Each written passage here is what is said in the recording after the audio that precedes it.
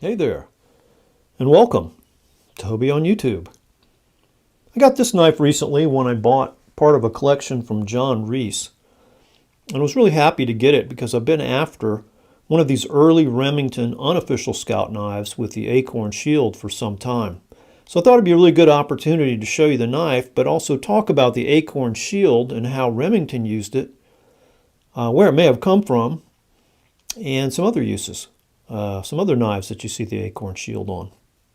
Before I get into all that, if you don't know about John Reese, check out one of his eBay listings. I'll put it in the description box below. But John is a long-term, highly rated and consistent seller on eBay of mostly Swiss Army knives out of Switzerland. And he consistently puts up high-quality, rare Swiss Army knives. So if you're interested in those, and I know many of you are, that's why you watch the channel, go check out one of his listings, save him as a seller, and keep an eye on his listings because, again, a lot of good opportunities there, and I can tell you he's a very honest person to deal with. He's very reliable. He does ship internationally, and as far as I can see, it's just at cost. And most of his listings are in the auction format, so you get to name your price. John Reese, please go check him out.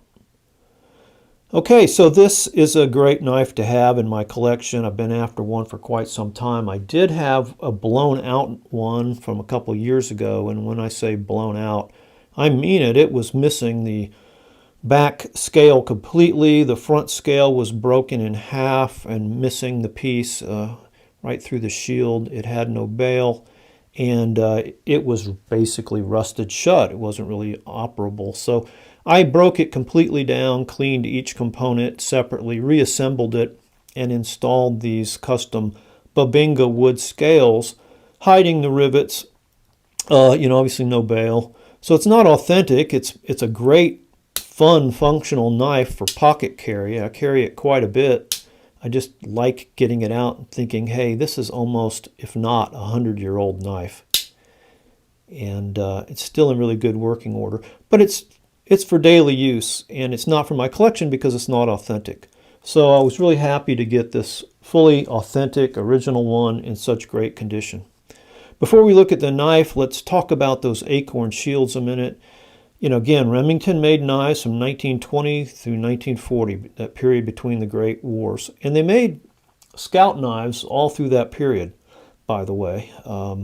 But they didn't make official Boy Scout of America knives like you see here with a slightly different shield until 1923, when they were first sanctioned to make official Boy Scout of America knives. But they made this unofficial scout knife first, and did so with the Acorn shield. Now, Remington used the Acorn shield quite a bit, but it turns out they only put it on their knives that had leather punches. So obviously that would be a scout or utility knife. But it also included premium stockmans and cattle knives. Here are two images or two pages from Remington's 1936 catalog showing knives with punches, and all of them have the Acorn shield. So Remington used that pretty widely, but they weren't first with the Acorn shield. Something they probably borrowed from Boker when they hired away C.W. Tillman, Boker USA's supervising manager, and several other long-term employees from Boker in 1919. They took a lot of patterns over with them and other things. But Boker actually used the Acorn shield back as far as at least 1906, because here's an image from their 1906 catalog. And if you look at the knife there in the middle, that sleeve bored Whittler with the interesting groove on the blade below the nail nick, you'll see that it has an Acorn shield. It's tough to see. It's a poor quality image, but it's all we have. By the way, that is the only knife in that entire catalog that has an Acorn shield. I also want to show you the 1928 Boker catalog. And that's the next complete Boker catalog, I think, that's extant. But in this catalog, there are only 3 knives with the Acorn shield. Here are two at the top of this page, and you can see that they're both also sleeve bored whittlers with that interesting groove in the blade, just like the 1906 catalog, both with Acorn shields. And then the only other knife in the entire catalog is found here at the bottom of this page. It's also the same knife, this time with pearl shields. So only 3 knives in this catalog, 1 in the other. Boker did not use the Acorn shield very widely, obviously. Just perhaps maybe on that one sleeve bored whittler model. I think other companies have used the Acorn shield through the years. Boker, I'm sure, borrowed it from someone else. That just goes on a lot in the cutlery industry. Other companies use the Acorn shield from time to time, custom knife makers and such, but some companies that I can think of recently would be GEC and Rough Rider, budget knives, also Bulldog brands, and A.G. Russell. And A.G. Russell actually put the Acorn shield in a scout knife. I think that's the only other scout knife I know with an Acorn shield. Here's an image from 2004 on an ad selling that knife. And they no longer make those, but you can still find them.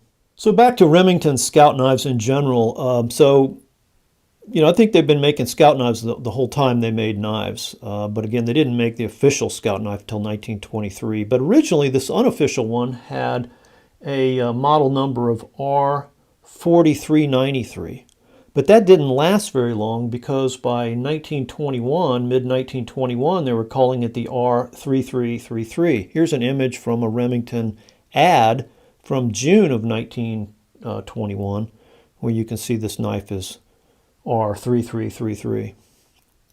And by the way, it's kind of interesting. I don't think that Remington ever had a spiral punch like they show in that ad. I often find in these old ads inconsistencies with what was actually released. For instance, the old New York knife ads of their first scout knife always show the bail on the wrong end.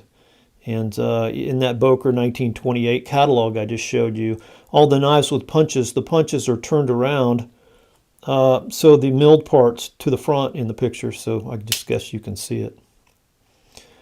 So this knife was made somewhere between 1921, when they first started calling this the R3333, because that's the model number that it carries. In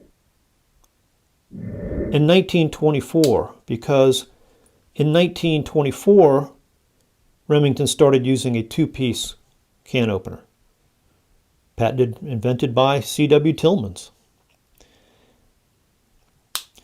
So on these earlier ones, you find these short, stubby screwdriver cap lifters as well.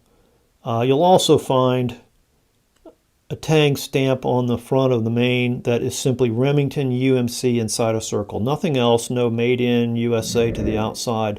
And Remington used that tang stamp from 1921 to 1924. So this knife dates somewhere between 1921 to 1924. It's a 100-year-old knife.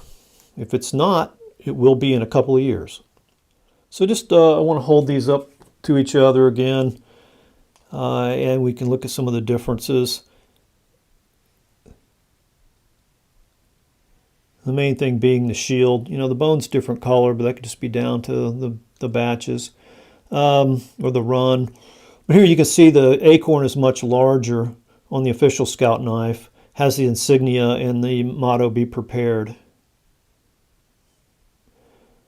They also made these knives, I believe, that read auto knife and maybe army knife. Remington did. Both of them have this coined edge on the brass spacer in the back here. I really love that. Just a nice attention to detail. Lined bolsters on both of them. I did notice that the official Scout knife bail has the 3 lines on the bail that you commonly see on the Remingtons, and this one does not.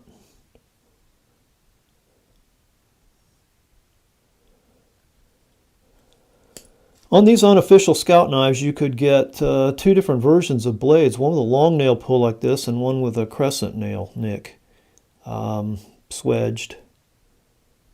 Here on my official, it's the crescent.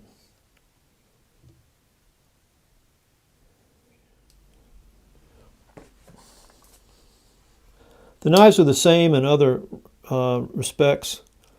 Again, I just want to go through this again and give you a good look at it. This tool is also marked Remington UMC in a circle.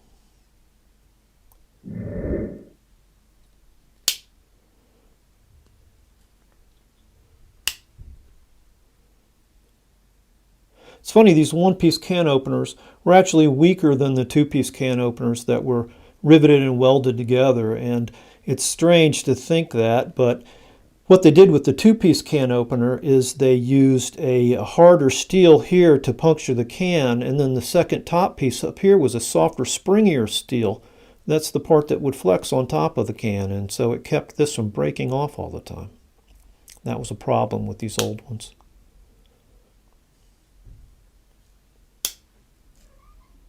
So thanks for taking a look at this early Remington unofficial Scout knife and learning a little bit about early Remington Scout knives and their use of the Acorn shield.